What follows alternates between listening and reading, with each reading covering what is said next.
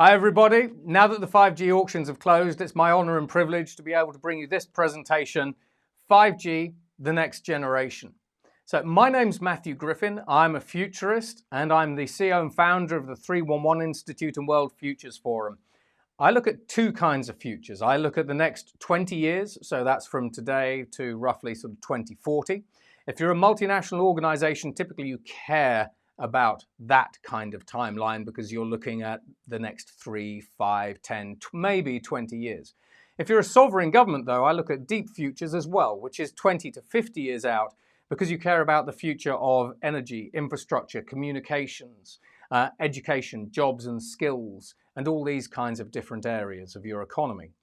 Now, when we could look at 5G and the mobile space, I work with a large variety of players basically in the industry. So I work with device manufacturers like Samsung and Huawei, basically where we actually look at what life will be like over the next 50 years, particularly with, for example, Samsung's case, they have their centennial in 2069.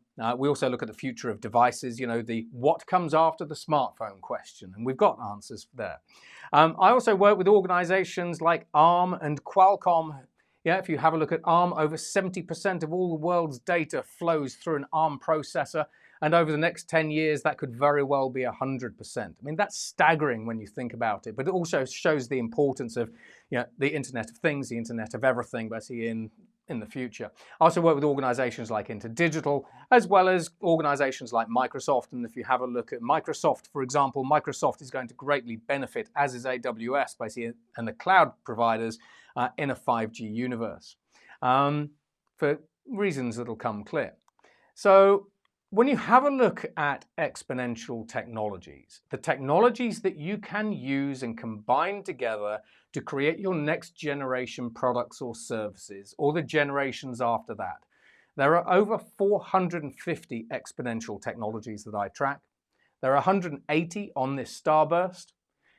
Every single individual technology on this starburst has got an addressable market opportunity of at least $500 billion. And each one of them can either disrupt one industry or every industry. Now, when you have a look at technologies like augmented reality, virtual reality, artificial intelligence, blockchain, 3D printing, and importantly, 5G, they are all what we call general purpose technologies. Essentially, they are the foundations on which lots of other cross-sector products and services are built. They are integral to almost every single part of society. And when you consider how you can combine 5G with lots of these other technologies, that's where the really interesting stuff happens. And I'm not going to go through this starburst, you can download it at the link. But frankly, when we start looking at what the future has in store for us in the next 10 years as we roll out 5G around the world, it's staggering. So, welcome to downloading a movie in 49 seconds era. That sounds great. Welcome to the ability to do tele-robotic surgeries when the surgeon is hundreds or even thousands of miles away from the patient. We had a young woman with an acute heart attack. The total transfer time to get her to our hospital was 3 hours. There's a feeling of helplessness as a physician that you know what the treatment is to limit their chance of death, but you can't get to them. Our hypothesis is that if we implement remote robotics in its full capacity, we will change the lives for hundreds of thousands of patients in the US and millions around the world. Using technologies like 5G networks and robotic systems to provide cardiac care at a distance and be able to do telestenting has the potential to change the landscape of medicine. 5G technology really opens up the possibility to do these over longer distances with minimal delays in signal and transmitting greater amounts of data. Being able to reach a patient hundreds of miles away to deliver the care they need when they need it is one of the most disruptive things happening in the medical industry. So 5G enabled a lot of what I'll call tele-X abilities. the ability for a surgeon to do teleoperations while they are in a completely different country to the patient. So anything that you consider tele-X is a great application for 5G, and I've got some more examples. But seriously, the reason basically why I showed you those two examples is not necessarily because they're practical, it's because from a marketing perspective, that's what you're being force-fed. Download a movie in 49 seconds. When was the last time you downloaded a Netflix movie to your phone? The only time that you did that was when you were boarding a plane, and that was probably about 18 months ago, thanks to coronavirus. And as for teleoperations and telerobotics, basically within the surgical field, that gives you the wow. So the Netflix piece is the that's fast. The teleoperations piece is, wow, that's an amazing sci-fi-like technology, basically, and wow, isn't it amazing that we have the technology and the capability to do that today? But really, when we start talking about 5G, what does it really do for us? So let's start digging into some things. So if you're an enterprise, one of the first things I would actually say is 5G will mean that you have to bring your IT and operational technology together, because you've got a huge number of different devices out in the wild, basically, that you're now going to need to be pulling data in from, and that's going to have to integrate basically with your main enterprise IT stack. Other things, say goodbye to fiber. If you're a consumer, if I've got access to millimeter wave 5G, which is roughly anywhere between 1 gig to 1.5 gig in speed, I don't need my broadband provider any longer. Wave goodbye to fiber. You can even wave goodbye to fiber backhauls, especially if you're a business. Welcome to the dumb phone era. Congratulations. Now you can just imagine these kind of adverts, basically from companies like Samsung, basically, or Apple, saying, our next phone is amazing. It's got a fantastic screen. It's got 5G connectivity. That's it. It's got a good camera as well. 5G, because it is fundamentally fast and because the latencies are millisecond, you can stream everything. And because of this, you can turn your devices, your smart devices, into dumb devices, which is kind of counterintuitive when you think about it. But actually, you can do it. So when we think about app downloads, if you go home later and you download an app, 5G means you don't need to download an app any longer. You don't need the app on your phone. You just stream it from the cloud. In addition to that, when we can start offloading compute, memory, and storage basically via 5G into the cloud, you can do some interesting things. This is an augmented reality smart contact lens from a company called Mojo Vision. So technology always gets smaller, it always gets cheaper, and it always gets more performant.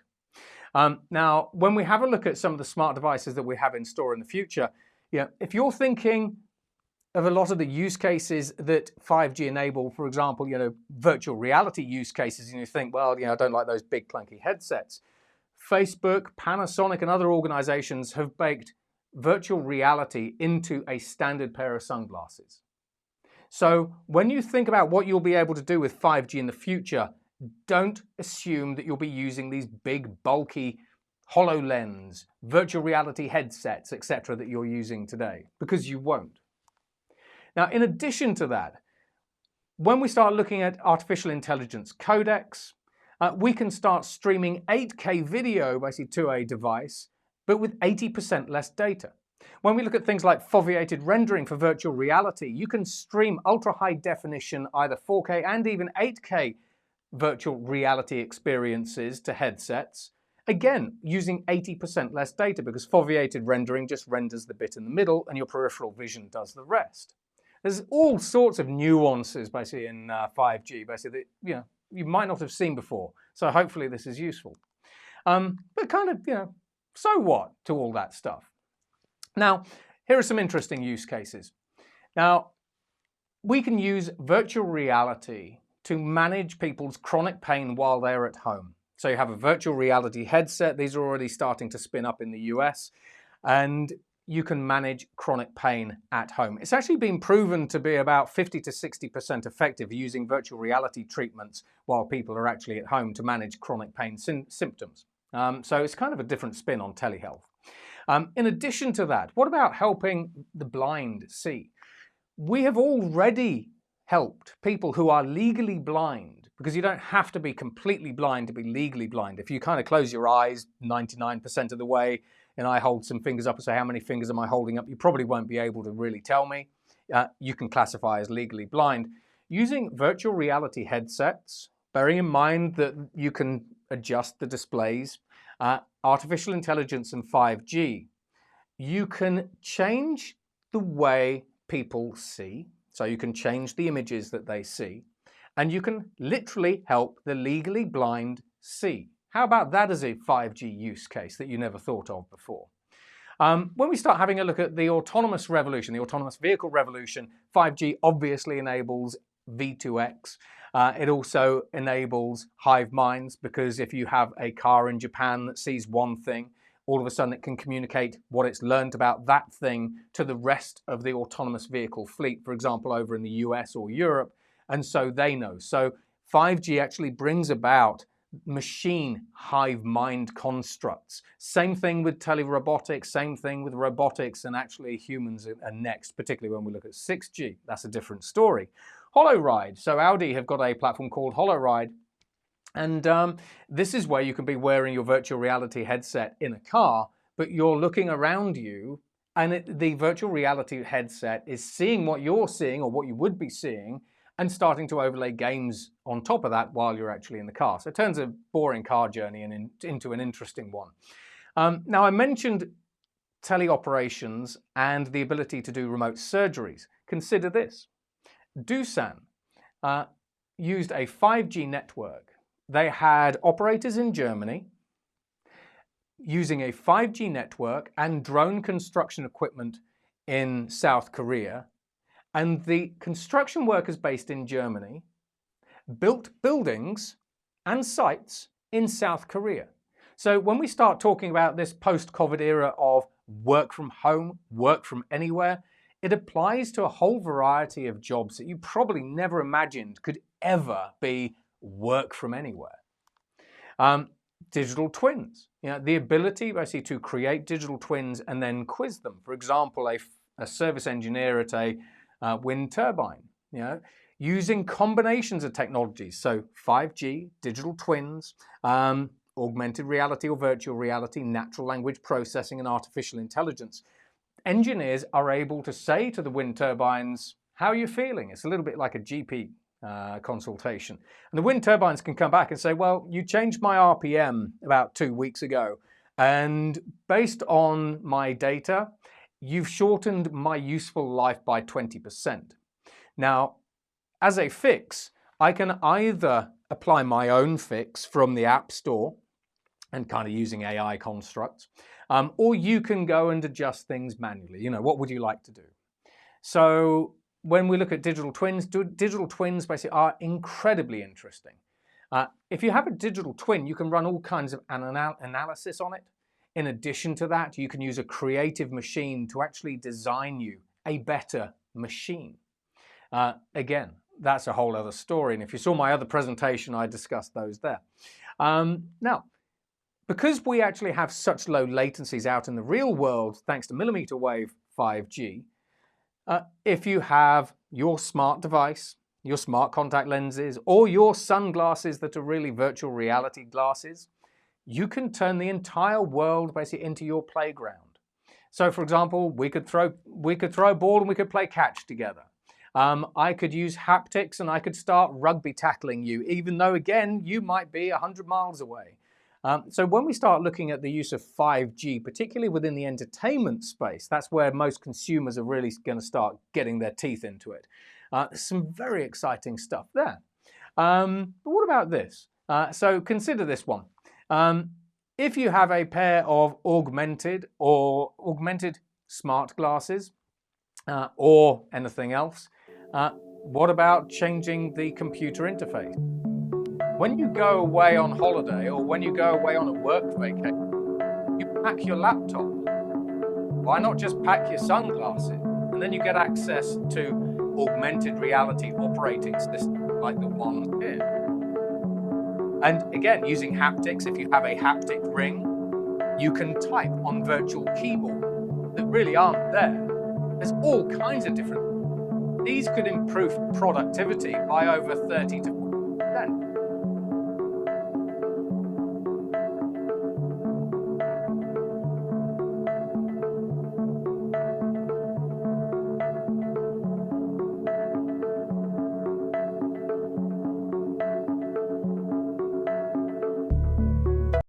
In fact, when it comes to augmented reality, virtual reality, mixed reality, most people say that 5G actually makes it work.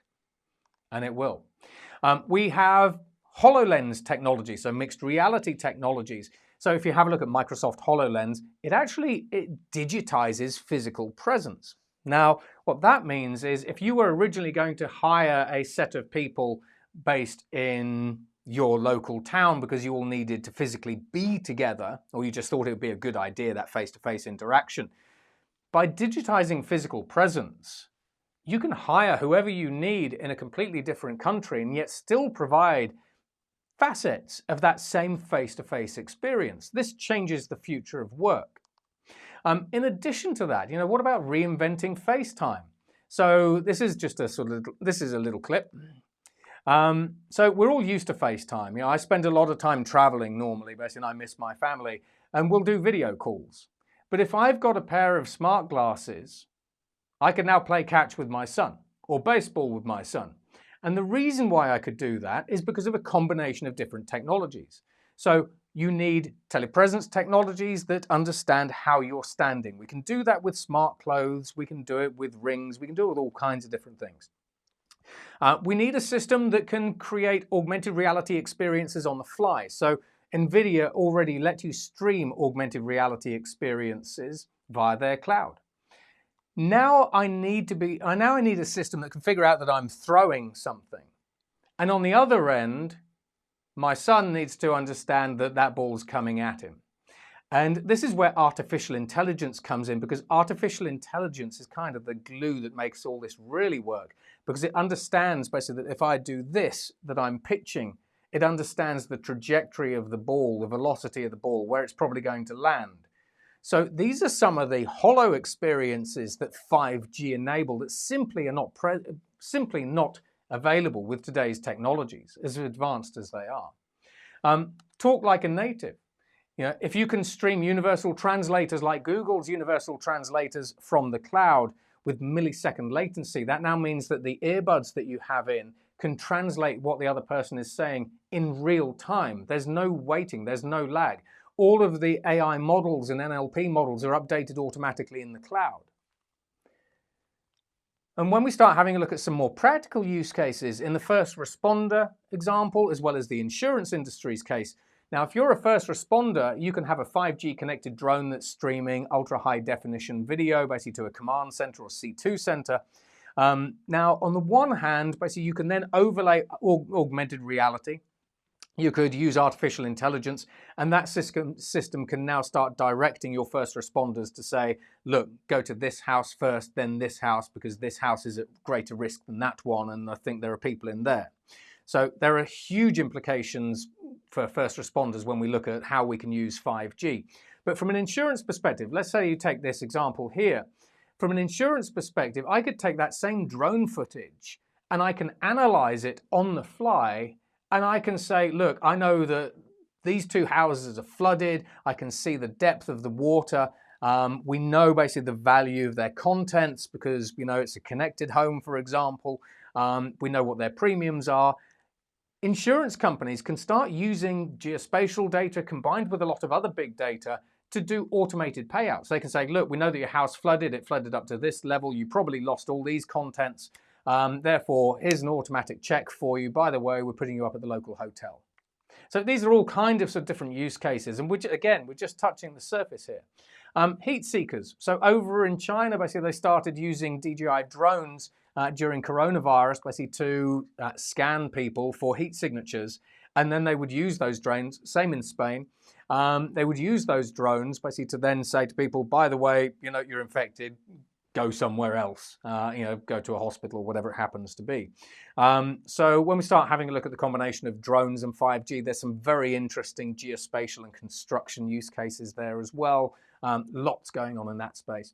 And when it actually comes to drones and being prepared in the 5G era, consider this.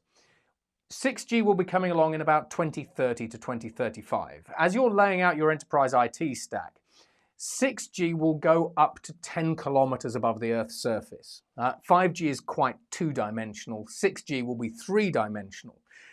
So there's going to be big opportunities basically for what we call isogun opportunities basically with 6G, and 5G really opens the door to a lot of fantastic new use cases. It's an exciting bandwagon to be on, frankly. And then last, just as a bit of fun, as and when we all manage to get to the slopes, you might have these Oakley glasses that have got augmented reality. So you're skiing down the slopes, you're doing your slalom. Your augmented reality glasses can show you the path that you're taking. So on the one hand, that's useful.